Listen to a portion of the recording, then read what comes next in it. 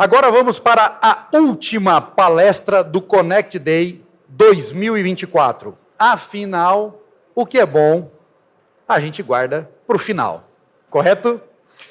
A gente falou muito sobre futuro, novidades, inovações, mas o que de fato está chegando em 2025 para a saúde? Para nos apresentar as principais novidades, desafios e destaques do próximo ano, com insights direto do ATLH 2024 Vegas, evento de inovação em saúde número 1 dos Estados Unidos, abrangendo IA, tecnologia emergente, prestação de cuidados, política de saúde, estratégia de investimentos e muito mais. Chama ao palco a jornalista LinkedIn Top Voice, fundadora de um dos maiores portais de saúde do Brasil, Natália Cuminali. Natália, o palco é seu. Muito obrigada por essa apresentação. Antes de tudo, muito boa tarde para vocês. É um prazer enorme estar aqui, de verdade, poder falar de tantos aspectos quando a gente pensa no cenário da saúde. Eu estou aqui, estou feliz de estar aqui, espero que vocês não estejam cansados para esse momento final, porque eu vou trazer um pouco sobre o futuro da saúde, muito uma análise de cenário, mas também quais são as tendências para a gente olhar para 2025. E 2025 está logo aí, né? É algo que a gente precisa refletir, tem muita coisa para acontecer em vários aspectos, e é isso que eu vou fazer nos próximos 30 minutos. Trazendo um pouco de contexto para vocês, eu trabalhei na revista Veja por mais de 10 anos, eu sou jornalista especializada em saúde, tenho uma trajetória de mais de 15 anos trabalhando no setor da saúde e acompanhando de perto todas as grandes inovações do setor. E trabalhei na Veja por mais de 10 anos, onde eu já publiquei mais de 15 capas e fiz as grandes reportagens, muito acompanhando o que estava acontecendo. Em 2020, eu fundei o Futuro da Saúde, que é um hub de conteúdo que a gente traz todas as análises do que está acontecendo no setor da saúde. A gente olha para a saúde pública, a gente olha para a saúde suplementar, a gente olha para o cenário de inovação, porque, gente, querendo ou não, está tudo conectado. E é exatamente isso que a gente faz no Futuro da Saúde. O Futuro da Saúde tem esses 4 pilares aí. A gente tem newsletter, convido vocês para assinar, a gente tem evento, enfim, tem muitas coisas. Mas aqui, eu queria já abrir a nossa conversa com essa frase. Eu não sei quem conhece Antônio Brito. Antônio Brito é o presidente, é diretor executivo da ANAP, a Associação Nacional dos Hospitais Privados. E eu tenho um podcast que sai no YouTube a cada 15 dias, e numa das entrevistas mais recentes, eu conversei com o Antônio Brito e perguntei para ele, Brito, você acha que a gente está vivendo hoje o pior momento da saúde? Porque assim, gente, antes da resposta, eu entrevisto muitas lideranças da saúde, e o tempo todo eu converso com essas pessoas e a gente vive um ambiente de tensão. O tempo todo vem ali a situação não está fácil, o setor no Brasil está difícil. E aí eu perguntei para o Brito, a gente está realmente no pior momento? Ele disse, não, a gente não está no pior momento. A gente está vivendo agora o fim de um ciclo. E dentro desse contexto do que ele diz que é o fim de um ciclo, obviamente que ele contextualiza que a saúde que a gente tem hoje não é a saúde que se formou 30 anos atrás, quando a gente teve a formação do SUS. Não é a mesma saúde que foi montada para a saúde suplementar. A gente mudou. A gente mudou como população, a gente mudou como sociedade. Se antes as pessoas tinham acesso aos planos de saúde via empresa, hoje está cada vez mais difícil, com os empregos mais informais. Então, a gente tem um setor mudando. A gente tem uma sociedade mudando. E, para isso, a gente tem que rediscutir e repensar nesse fim de ciclo. Eu vou trazer aqui um pouco de contexto de por que a gente está indo para esse caminho, e depois a gente vai falar um pouco de cenário e de próximos passos.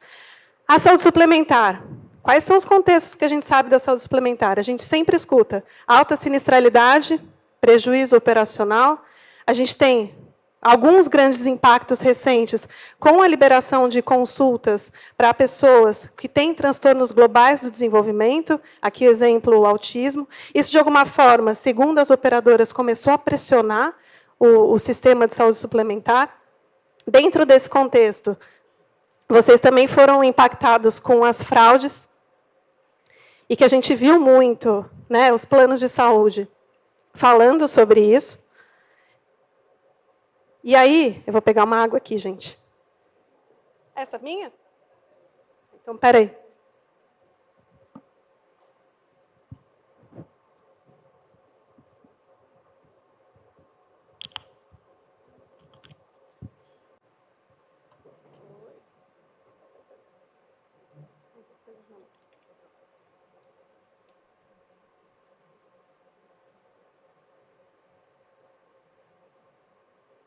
Voltei. Pausa estratégica. Essa autossuplementar deixa a gente assim, né, com a boca seca. Enfim, dentro desse contexto, quando a gente fala de incorporação de novas tecnologias, isso também afeta, e muito, né, quando a gente pensa na saúde suplementar e a pressão que a gente vê dentro do sistema de saúde. Judicialização é um impacto muito grande quando a gente olha para a saúde suplementar, e o aumento das rescisões unilaterais. Quem não foi impactado pelas manchetes da senhora com mais de 100 anos, com 90 anos, que pagava o plano de saúde há mais de várias décadas, e quando ela precisou do plano de saúde, ela teve o contrato cancelado. Esse foi um caso muito emblemático, que acabou ocupando várias das manchetes, mas que, na verdade, ilustrou muito do que o Brito disse nessa entrevista, de que a gente, sim, está vivendo o fim de um ciclo. E muita coisa está sendo rediscutida a partir disso. Agora a gente vai para um outro tópico, quando a gente fala de mercado. Dentro do cenário do mercado, a gente tem algumas movimentações acontecendo, porque tudo isso precisa se reorganizar. No cenário das startups, durante a pandemia, o que a gente via? A gente via bastante dinheiro, muitas startups surgindo, com investimento, né? Teve um boom de startups. Depois da pandemia, o dinheiro começou a ficar mais escasso. As startups tiveram que provar cada vez mais o seu valor e, de fato, também muito pressionadas para trazer resultado. Então, esse é um dos pequenos mercados que a gente olha. Quando a gente olha para o setor da saúde, a gente vê as alianças estratégicas. O setor todo está o tempo todo se movimentando. Nos últimos anos, a gente viu o quê? Um movimento de fusões, aquisições. Nesse cenário de fusões e aquisições, a gente também tem visto o quê? Alianças estratégicas. Essas alianças estratégicas, a gente viu parceria, JV, Bradesco, Redditor. A gente tem um novo momento aqui acontecendo com Amil e DASA. A gente está num momento em que todos esses cenários estão se formando. Qual que é o objetivo disso? Buscar eficiência, controle de custo, ter mais poder de negociação, mais competitividade e mais relevância. Nesse cenário, onde ficaram os hospitais filantrópicos? Acabaram de anunciar, faz alguns meses, uma associação entre eles, dos principais filantrópicos aqui de São Paulo, tirando, obviamente, o Hospital Israelita Albert Einstein, para ter uma negociação melhor dentro desse cenário super pressionado. Então, quem está junto consegue negociar mais. E é mais ou menos isso que o mercado de saúde está tentando se organizar. No momento de consolidação, ele deu uma diminuída, porque eu ouvindo os gestores, e nessas entrevistas eu vou conversando com eles, eles me dizem, Natália, a gente agora está no momento de arrumar a casa. A gente está arrumando a casa, porque houve, sim, muita fusão, muita aquisição, e agora a gente está se reestruturando. Mas esse é um movimento que é o mercado se consolidando, porque quanto mais consolidado, mais eficiência eles conseguem ter. E a saúde pública? Quem lembra, no momento em que a gente teve uma troca de governo, a gente ouvia as grandes entrevistas. Teve primeiro o grupo de transição. No grupo de transição, todo mundo foi ouvido. O setor privado, o setor público, a academia. Todo mundo foi ouvido para saber como que a gente reconstrói a saúde do país. Nesse momento, e ele ouve, né, assumiu-se o poder, a gente ouvia dos novos gestores, a saúde está sucateada. Só que a saúde, sim, podia estar sucateada, infelizmente a gente sabe que tem várias questões dentro do setor da saúde, só que as coisas precisavam acontecer. Só que o Ministério da Saúde, quando a gente fala de SUS, está muito pressionado. Por quê? Para apagar incêndio. Quantos incêndios a gente viu, incêndios, entre aspas, ao longo desse ano? A gente começou com dengue. Depois de dengue, a gente teve, infelizmente, as enchentes no Rio Grande do Sul. Tudo isso drena e mobiliza as forças do Ministério da Saúde, justamente que direciona ali os seus esforços. Então, é difícil gerir um país, gerir a saúde pública de um país diante de tantas questões, de tantos desafios. Tem, obviamente, a falta de orçamento. Acho que quem conversa com qualquer gestor público, o subfinanciamento é uma das palavras que a gente mais escuta.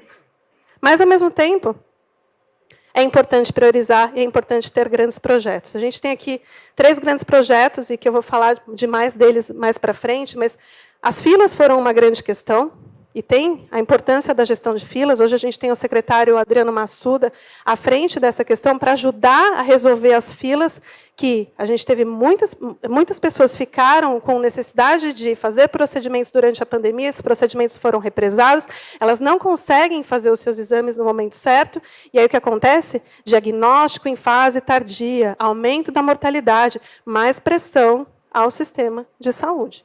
Então, isso tudo está acontecendo, e esse momento da gestão de filas. A saúde digital vem como uma boa notícia. Eu sei que eu estou falando muita coisa difícil, mas a saúde digital, dentro desse contexto, vem como uma boa notícia, no sentido de que, dentro, né, dessa nova organização, a gente tem uma Secretaria de Saúde Digital que, pela primeira vez, tem recursos específicos para investir na digitalização da saúde do Brasil. Ou seja, pode não estar acontecendo na velocidade que a gente acha que deveria acontecer? Provavelmente. Mas está acontecendo. É alguma coisa que está acontecendo em paralelo, e a gente tem acompanhado essa estruturação, esse desejo que os municípios façam parte disso, essa pesquisa pela maturidade, porque a gente tem um país de dimensões continentais. Nem todos os lugares têm a mesma maturidade digital. Então, quando a gente vai falar de interoperabilidade, que eu sei que é um tema que vocês falaram muito aqui, a gente tem que pensar nisso também, a nível nacional. Complexo econômico industrial da saúde é uma das outras grandes pautas do governo atual, justamente porque, na pandemia, ficou muito claro que a gente depende muito do que vem de fora. A pandemia mostrou isso para a gente, deixou isso muito evidente, faltou seringa, faltou vacina, faltou máscara, e aí, desde então, virou um momento de prioridade para o governo investir, de fato, na produção local dos insumos que a gente tem necessidade. Isso é só um pouco do cenário, mas tem mais.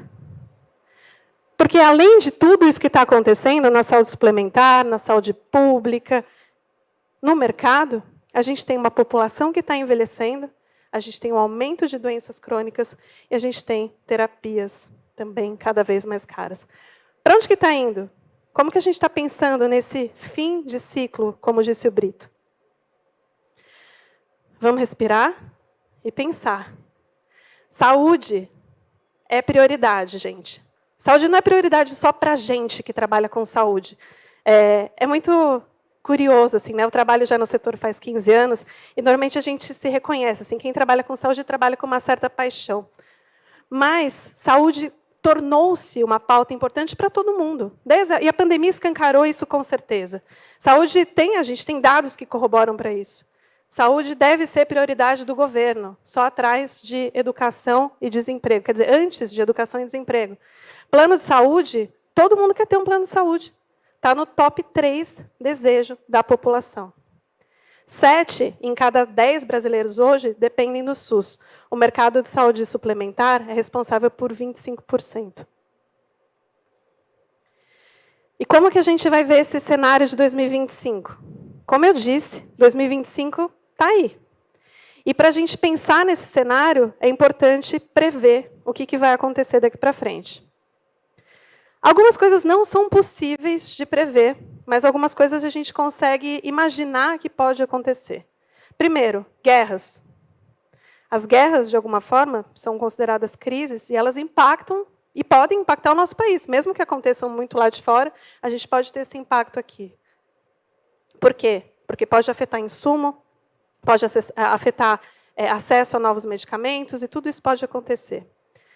A gente teve o Rio Grande do Sul, uma crise que aconteceu e que eu comentei com vocês, mas isso, além de drenar e colocar todas as forças do Ministério da Saúde para dar essas atenções para lá, a gente tem a repercussão disso. Mais leptospirose, problemas de saúde mental na população. E aí tudo bem, você fala, Natália, mas isso já aconteceu, por que isso está aí no 2025? Porque a gente sabe que a crise climática é uma realidade. Ou seja, mesmo que isso aconteceu já aqui esse ano, pode acontecer de novo, pode acontecer fora e pode impactar a gente. A mesma coisa a preocupação com novas pandemias. A gente tem que olhar para isso também.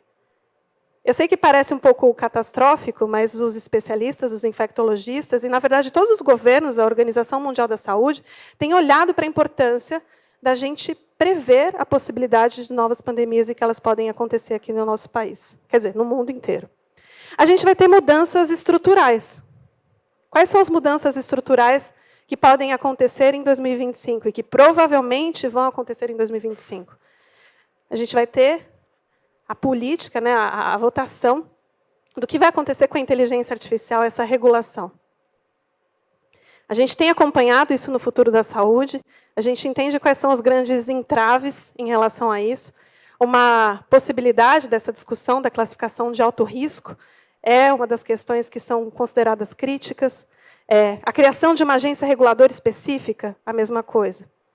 A gente vai ter reforma tributária. Dentro do contexto da saúde suplementar, vai ter uma outra discussão de política de reajuste. Então, todo o mercado está mudando. Tudo vai mudar. Mudando aos poucos, mas as coisas estão mudando e são marcos importantes, marcos regulatórios importantes, e que é importante a gente estar atento a tudo isso. O que pode acontecer também é o surgimento de um novo mercado. Eu não comentei com vocês, mas a gente tem esse mercado dos cartões de desconto. Os mercados, e para quem não conhece cartão de desconto, quando a gente olha para a necessidade da população, as pessoas ou têm plano de saúde ou dependem do SUS. Mas tem gente que está nesse meio do caminho, que elas querem fazer uma consulta e querem, de repente, fazer um exame e que tem que demorar 2 anos para ter acesso a uma consulta ou um exame. E aí, esses cartões de benefícios, de desconto, eles surgem com essa possibilidade de fazer isso a um custo muito baixo e acessível. A questão, e aí dá para falar um slide inteiro sobre isso, eu não vou me aprofundar, porque tem debates filosóficos em relação aos cartões de desconto, mas esse é um ponto que provavelmente vai aquecer o setor da saúde em 2025. Ambiente político. Tem uma máxima em quem frequenta Brasília que diz que depois que acaba a eleição para prefeito, já começa a eleição presidencial. Ou seja, a gente está em 2024, já pensando em 2026. O que isso tem a ver com a gente aqui? Muita coisa. A gente tem alguns contextos de agências reguladoras com novos presidentes que devem ser nomeados em breve. Então, a Anvisa vai ter um novo presidente, a ANS, que é a Agência Nacional de Saúde Suplementar, também vai ter um novo presidente. A nossa ministra, Nízia Trindade, para quem acompanha o contexto político nacional, foi muito pressionada ao longo de todos esses anos da sua gestão, sobreviveu, continuou ali resistente, mas tudo isso está sendo negociado agora, enquanto a gente está aqui e que, de alguma forma, pode impactar o nosso dia a dia e o nosso trabalho para quem atua no setor da saúde. Hoje a gente tem em discussão os novos modelos. E aí, aqui também, de novo, a gente poderia falar por muito tempo de vários desses novos modelos. Mas o mais atual é essa discussão em relação à judicialização da saúde. A gente tem tratamentos, como eu disse para vocês, cada vez mais eficazes e que trazem grandes mudanças para a sociedade, para a população, só que eles também vêm com um preço embutido muito alto.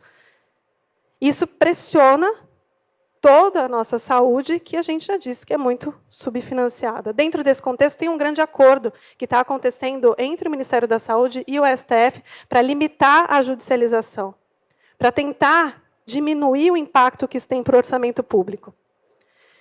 Ainda em paralelo, e nada a ver com a agência, a gente tem um movimento do setor, de setores da sociedade, falando que não é possível a gente voltar ao modelo original do SUS.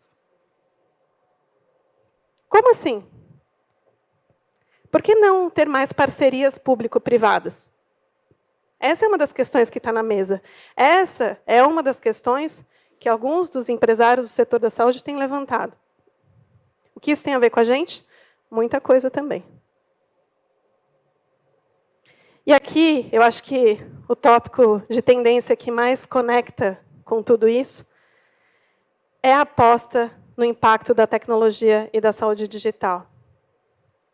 A gente conversou com a secretária Anistela Haddad e ela disse, e acho que isso é corroborado por muitos dos que estão aqui, que a interoperabilidade é a única solução para que os dados em saúde tenham essa perspectiva nacional. Como eu adiantei para vocês, há um investimento nisso. Talvez a passos não tão rápidos quanto deveria, mas isso está acontecendo, isso está avançando, isso provavelmente vai avançar ainda mais em 2025. Tem alguns projetos pilotos super exitosos e que eles podem, muito provavelmente, trazer repercussões de aplicação nacional. Giovanni Cherry, que já foi secretário estadual de São Paulo e que hoje é presidente do Conselho do Inova HC, saúde digital vai transformar o setor. De todas essas entrevistas que eu faço com os executivos, não tem um que não aposte no potencial da tecnologia para ajudar a gente a resolver esse problema. Porque, de fato, se a gente olhar tudo que está disponível e tudo que tem emergido nos últimos tempos, não tem como a gente não usar a tecnologia a nosso favor para resolver essas questões. Só que aí, eu queria dividir com vocês uma frase da Mariana Perrone. Ela é Clinical Lead no Google, e lá ela atua trazendo um pouco das conexões dos dispositivos vestíveis e dos dados de saúde, como isso impacta os pacientes. E a gente fez um evento sobre inteligência artificial. Nesse evento, ela justamente falou isso. Se a gente insistir em resolver os problemas da saúde do século XXI com uma mentalidade do século XX, simplesmente jogando a inteligência artificial no que a gente já faz e esperando que ela resolva os problemas crônicos do setor, a gente já errou. Então, essa é uma reflexão importante. A gente não vai conseguir ver o potencial da tecnologia se materializar se não mudar um pouco o mindset. E aí, é por isso que todo mundo está em busca da inovação. Todo mundo. É só a gente começar a refletir das conversas que a gente tem com os nossos gestores, das conversas que a gente tem nos debates, nos painéis. Está todo mundo em busca da inovação, está todo mundo em busca de soluções que impactem o setor de saúde positivamente, que tragam de verdade valor para a sociedade. Eu tive a oportunidade de participar, e até foi mencionado aqui, de 3 eventos internacionais recentes, e aqui vale trazer alguns insights de como que o mundo está olhando para a inovação. Esse daqui, esse aí, é a BIO, que é um congresso internacional voltado para a indústria farmacêutica. E aqui eu trago só um insight muito simples, mas a indústria farmacêutica lá, e é um congresso com mais de 10 mil pessoas, aconteceu em San Diego, tem um olhar para precisamos trazer tratamentos para doenças que ainda não temos tratamentos. Então, Alzheimer, por exemplo, há um investimento cada vez maior da indústria farmacêutica em trazer tratamentos mais específicos, e que atendam e que abarquem, às vezes, um número pequeno de pessoas, mas que sejam mais assertivos. Então, há uma busca por assertividade. Esse aqui é outro congresso, talvez, mais off-topic, é o Congresso Europeu de Cardiologia. Eu estive lá, em Londres, e você imagina que num Congresso Europeu de Cardiologia, com mais de 10 mil pessoas, todo mundo estava lá falando de problemas relacionados ao coração, né? Hipertensão arterial, fibrilação atrial. Mas esse congresso tinha um palco de saúde digital. E nesse palco de saúde digital, era um palco lotado, era um palco que era um dos palcos super populares dentro desse congresso. Por que eu estou trazendo isso para vocês? Porque está todo mundo procurando soluções, compartilhando experiências, falando sobre a importância do engajamento do paciente, falando sobre a importância da integração dos dados, falando sobre a importância da evidência científica. As pessoas estão lá. Nesse congresso, eu ouvi de um médico assim, olha, muito em breve, a gente vai confiar na saúde, nos nossos algoritmos da saúde, da mesma forma que a gente confia no Google Maps. Ninguém mais duvida se o Google Maps vai te mandar para o lugar errado. A gente vai chegar lá, ele disse. Eu não sei se é muito utópico, mas eu acho que é uma reflexão. Eu acho que é uma reflexão de verdade para a gente ter aqui e desse potencial que a tecnologia vai ter para a saúde. Esse aqui é o Health, que aconteceu em Las Vegas. Eu estava lá semana passada. É um evento muito bacana, o maior evento de inovação em saúde nos Estados Unidos. É aquele evento que tem muitos debates e dá para acompanhar um pouco como que os Estados Unidos, que são mega avançados em vários aspectos, estão olhando para a inovação. Acho que o spoiler é, a gente não está nada atrás.